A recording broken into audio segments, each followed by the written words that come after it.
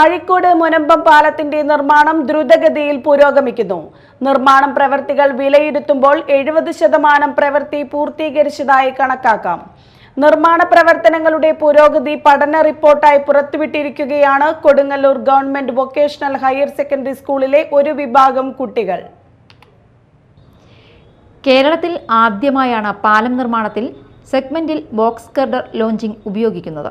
ഇതുമൂലം അഴീക്കോട് മുനമ്പം പാലത്തിന്റെ നിർമ്മാണം വേഗത്തിലാക്കാനും പരമ്പരാഗത രീതിയിൽ നിർമ്മാണം നടത്തുമ്പോൾ മാലിന്യം കായലിൽ വീഴുന്നത് തടയാനും കഴിയും. കൂടാതെ മത്സ്യബന്ധന ബോട്ടുകളുടെ സഞ്ചാരം തടസ്സപ്പെടാത്ത വിധം ക്രമീകരിക്കാനും സാധിക്കും. നിലവിൽ പാലത്തിന്റെ 205 പൈൽ ഫൗണ്ടേഷനും പൂർത്തീകരിച്ചു. പൈൽ ക്യാപ്പ 38 എണ്ണത്തിൽ 33 എണ്ണവും പിയർ 61 എണ്ണത്തിൽ 41 എണ്ണവും പൂർത്തിയായി. കൂടാതെ അഴീക്കോട് ഭാഗത്ത് 118.55 മീറ്റർ നീളത്തിൽ ബീമും സ്ലാബും പൂർത്തിയാക്കിയിട്ടുണ്ട്. സെഗ്മെന്റ് ബോക്സ് 216 എണ്ണത്തിൽ 108 എണ്ണം പൂർത്തിയായി. അഴീക്കോട് ഭാഗത്ത് 4 സ്പാൻ ബോക്സ് ഗർഡർ ഉയർത്തി ബലപ്പെടുത്തി.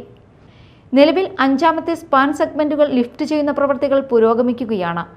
മുനമ്പം ഭാഗത്ത് സ്ലാബ് കോൺക്രീറ്റിങ്ങിനുള്ള സ്റ്റീൽ പ്രവൃത്തികൾ പുരോഗമിക്കുന്നുണ്ട്.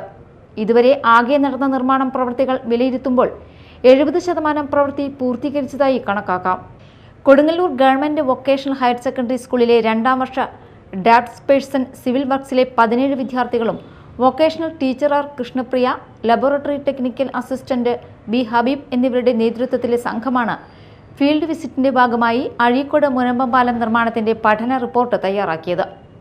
KRFB assistant engineer Mythili, project എഞ്ചിനീയർമാരായ Navaneeth Das, Bibin TP, site general manager Vinaykumar എന്നിവരുടെ സഹായത്തോടെയാണ് കുട്ടികൾ പഠന റിപ്പോർട്ട് പൂർത്തിയാക്കിയത്.